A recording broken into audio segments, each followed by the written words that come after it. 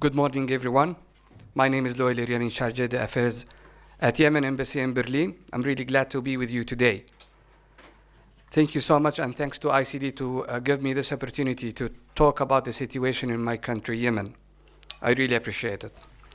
I'll talk today about the economic challenges in Yemen and the economic war waged by Houthi and the Yemeni people. A little bit of background. Yemen was one of the Arab Spring countries. The spring story in Yemen was different, and we thought it was better. We had a power transformation on 2012, guided us to a new elected president.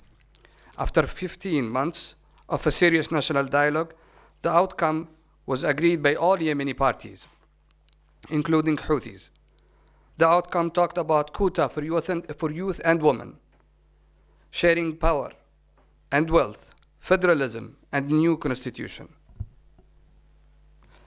Things were going in a very good and interesting way. There was a big and reasonable hope. The regional and international community were watching admiringly. Even the Security Council held a meeting in Sana'a. For the first time in its history, to hold a meeting out of the headquarters. The whole world was supporting one of the best Arab Spring country stories. Yemeni people, for the first time, were hoping that they put their feet on the first step of prosperity and stability. Apparently, it was too good to be true. In 2014, Houthis felt they are in a better position. They felt they are strong enough to have the whole cake. So why they should share anything?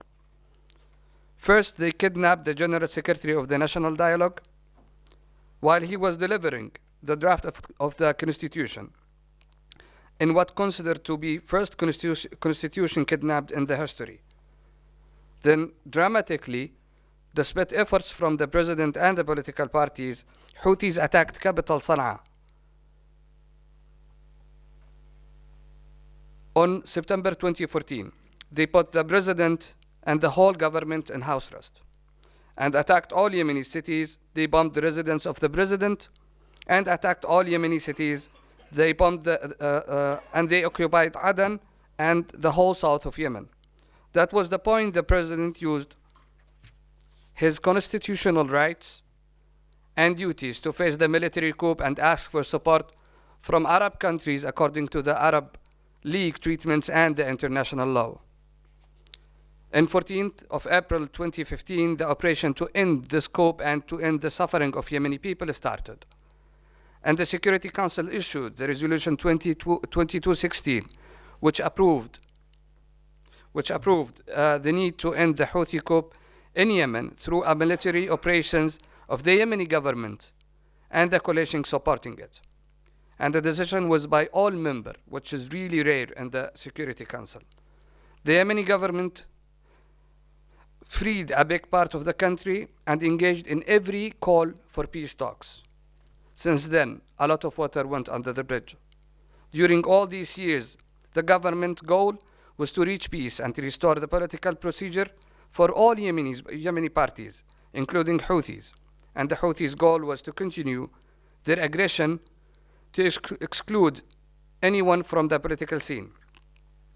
To reach the right understanding about what happened in Yemen, we have to look at facts, and to reach future solution, we have to have a right understanding for what is the real cause for the conflict in Yemen. Adopting shallow narrative will guide us to a wrong solution and to expand the suffering of Yemeni people. The conflict in Yemen is multi-layered. Trying to understand it from one angle only will guide us, will take us for sure away from the truth. The situation in Yemen, of course, has a regional and international level, but the main reason and the real cause of the conflict is local.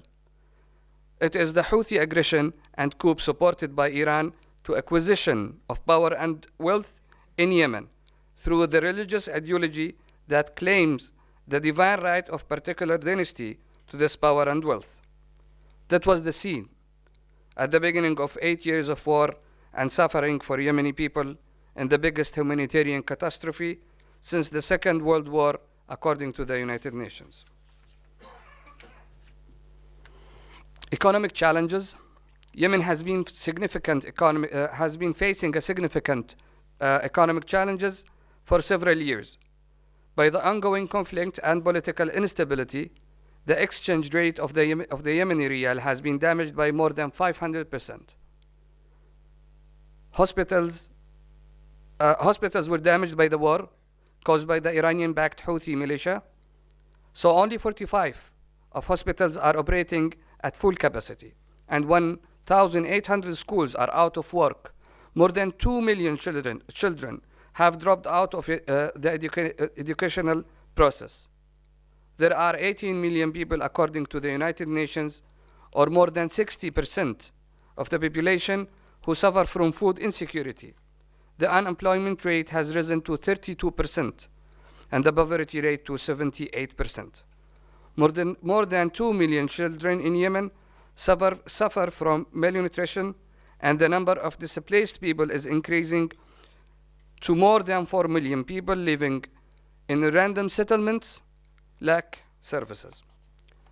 Some of the main economic challenges in Yemen include inflation. Inflation has been a significant problem in Yemen, with prices for basic foods, goods, and service skyrocketing due to the devaluation of the Yemeni riyal. Unemployment rates are high in Yemen, particularly among the youth and women. The conflict has disrupted the economy, leading to job losses and reduced economic opportunities. Food insecurity. Yemen is facing severe food crisis, with millions of people facing hunger and malnutrition due to the conflict and economic difficulties. Reduced oil revenues. Yemen is a net oil exporter, but production and revenues have been severely impacted by the conflict, leading to reduced government revenues and economic instability.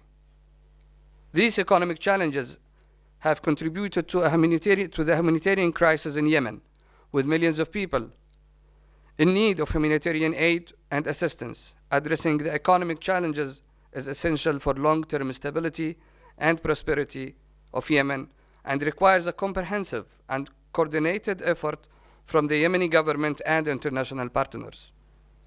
The Russian-Ukrainian war also severely affected the situation in Yemen. As wheat prices rose to more than 51%, knowing that the Yemen imports more than 97% of wheat, including 45% from Russia and Ukraine. And the prices of agriculture inputs increased by 20% and oil rose by 60%. However, the real solution to the economic crisis can only be by reaching political solution based on the three terms of references: the Gulf Initiative, the National Dialogue Outcomes, and Security Council Resolution 2216. By reaching political stability, there will be a great opportunity for economic recovery and reconstruction with the support of the countries of the region and the international community. The economic war waged by the Houthis against the Yemeni people. Since the beginning of the war, Houthis has been keen to use the economy as one of the weapons he uses in his war against the Yemenis, starting with controlling the central bank and refusing to pay salaries to public service employees, and ending with striking oil facilities in Yemen. The following is information about the Houthi economic war against the Yemenis, and all information comes from the report of Committee of Experts of the Security Council issued in February 2023. The Houthis have adopted a strategic plan to attack the economic capability of the legitimate government, leading to economic instability in government-controlled areas of Yemen, banning currency notes printed by the Central Bank of Yemen and Aden, adopting policies to fragment the banking and economic sector, attacking the assets of Aden-based telecommunications companies, threatening and attacking ports, oil terminals, and vessels, engaged in the export of oil and approving a new law to ban interest on banking and commercial transactions. This economic war, along with the military attacks by the Houthis, pose a serious threat to the peace, security, and stability of Yemen, requiring urgent international intervention, according to the expert report. The country has been witnessing a dual system currency, dual exchange rates, restrictions on imports, double taxation on goods in the form of the illegal collection of taxes and fees by Houthis. Recent threats and attacks by the Houthis on ports and vessels might ruin the government efforts to generate additional foreign exchange earnings through exports of crude oil. Fragmentation of the banking and financial system. The Houthis and the central bank of Yemen and Sana'a have prohibited the use of new currency notes printed by the Central Bank of Yemen and Aden, declaring them illegal. This action has deepened divides in the financial sector, which has led to uncontrolled inflation. On 5th of September 2022, the Houthi so-called cabinet in Sana'a had endorsed the Prohibition of Usurious Transactions Act, a new law banning all types of interest on deposit, loans, letters of credits, and letters of guarantee. The new law would result in the complete fragmentation of the banking and financial sector in Yemen. According to the report of Export Committee, source of funding for the Houthis are customs duties and other taxes, non-tax revenue and zakat, confiscation of land and other properties, collection from black market operations in fuel, illegal fees from import of fuel, domestic trade and other business activities, confiscation of bank and deposits, funding from foreign sources. In June 2020, the Houthis imposed khums tax, which is 1/5 or 20%, on many economic activities, including the mineral, hydrocarbon, water, and fishery sectors. The beneficiaries of the khums include Al-Houthi family and several of their loyal families. Goods imported in government-controlled area are regularly being sold to buyers in Houthi-controlled areas. Although custom duties and other taxes are collected legally by the government of Yemen, the Houthis have illegally set up customs and checkpoints at de facto land borders and collect customs duties, taxes, and other illegal fees on imported domestic goods.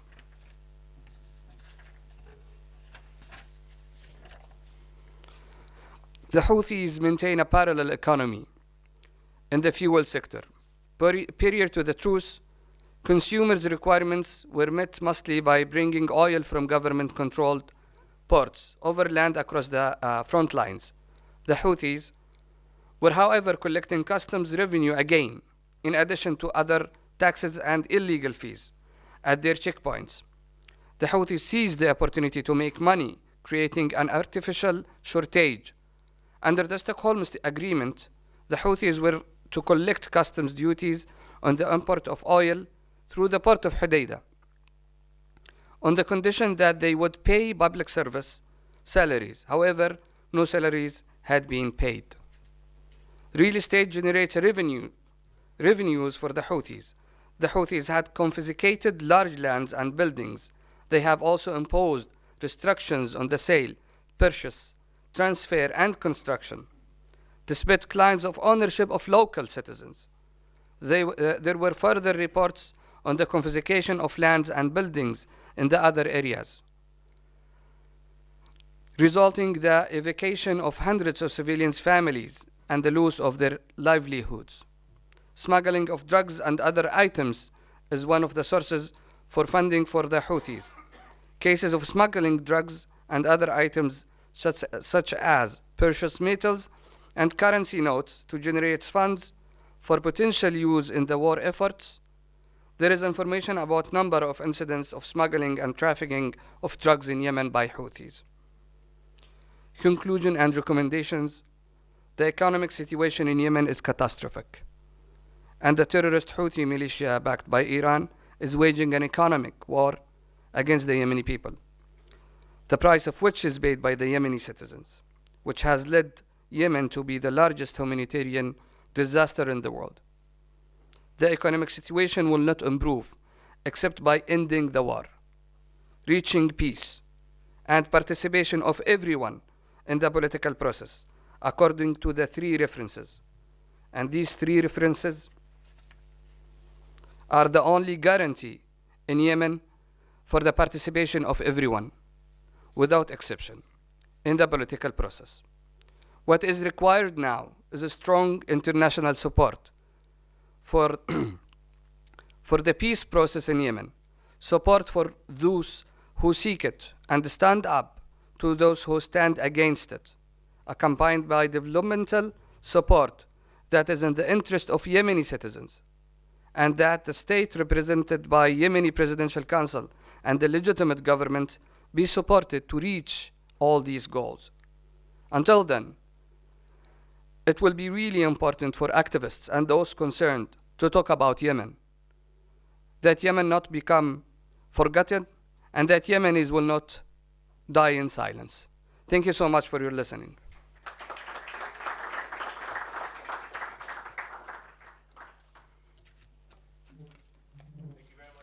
Speech and for also updating us on the current situation, which I wasn't aware was as bad as it is.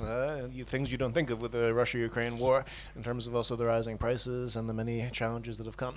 But we'd love to take questions and comments from you regarding Yemen. Yes, okay.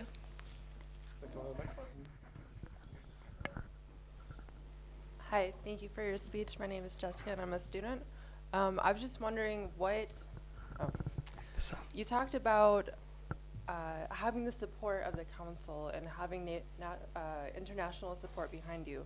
What is the most crucial point or way that this support can come to you? Like, what can we do?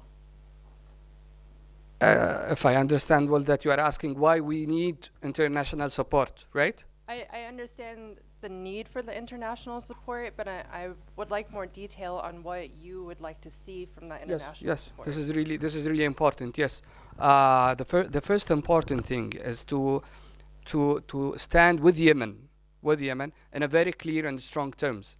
To be very clear, they have to support, as I said, to support the peace process in Yemen in a very strong and clear terms, away from the diplomatic language. This is the first thing. Then helping Yemen in the humanitarian situation.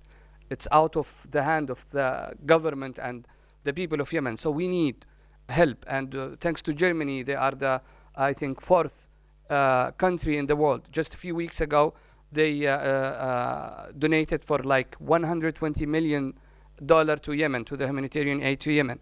The third thing is development aid. Also, Germany is really helping us with like the same amount, 120 million euro for the development in Yemen. But the most important thing is to support Yemen with the peace process by supporting whoever is working for peace, and to stand for the peace in Yemen, and stand against anyone who is not cooperative for peace in Yemen. Thank you.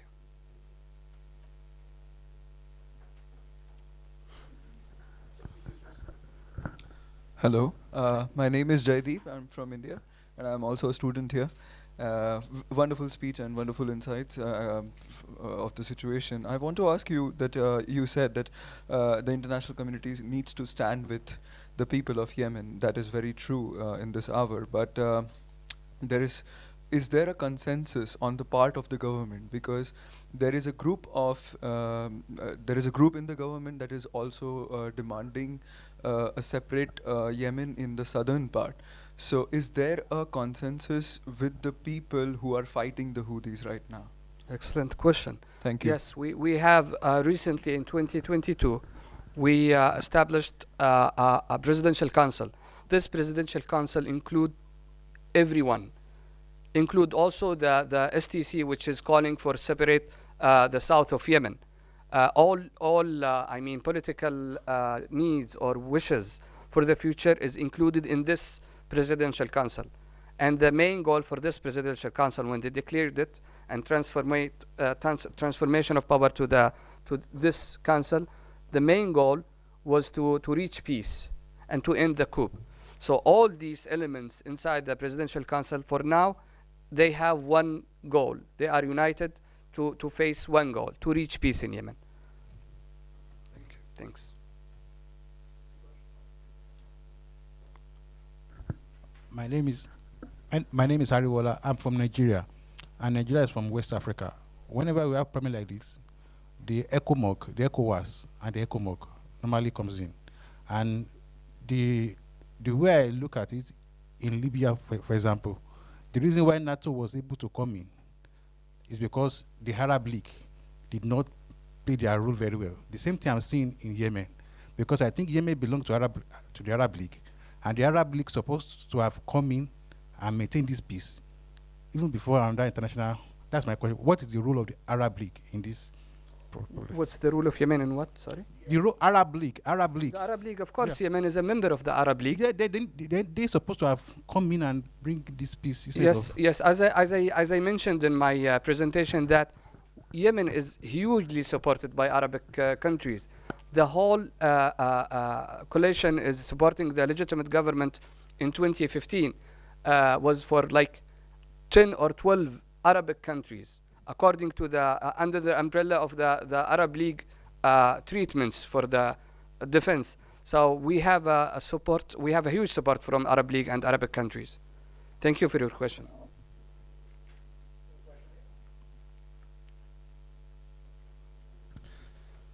I'm Najib from Afghanistan.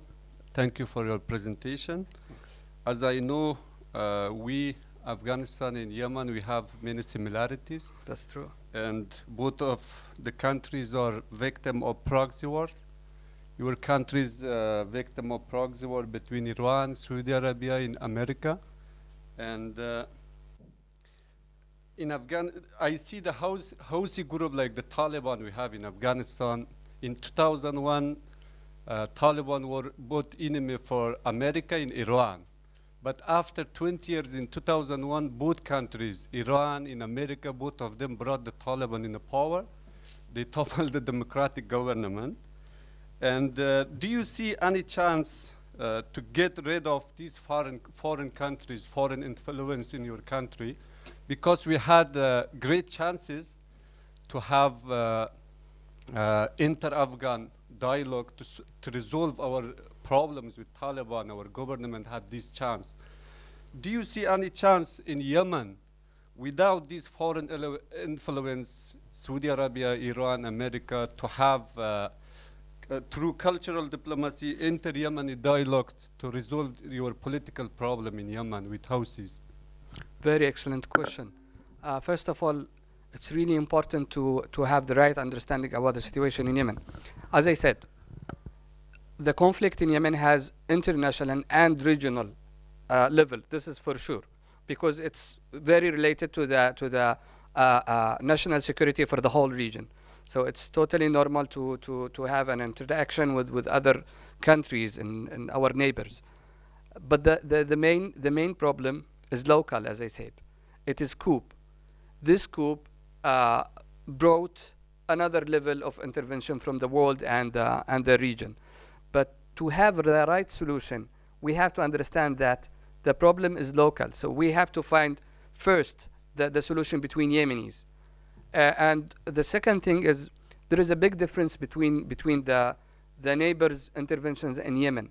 For example, Saudi Arabia just last week, they deposit $1 billion in the central bank in Aden to support the Yemeni economy.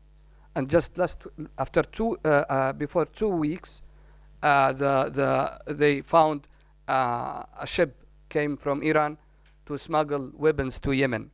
So we can see the differences between the two countries. The third thing, as I said, the most important thing is to have talks between Yemenis. This is the main step, and this is the first step. And I think the government of Yemen and all political parties, not only the government, all political parties are keen to have this discussion and talks with Houthis. The only problem is it takes two to tango. You need a partner to talk with to reach peace. This is not the situation in Yemen. Houthis are trying to have everything. As long as they feel that they are in a good and strong position, they will not give anything to other people. Thank you.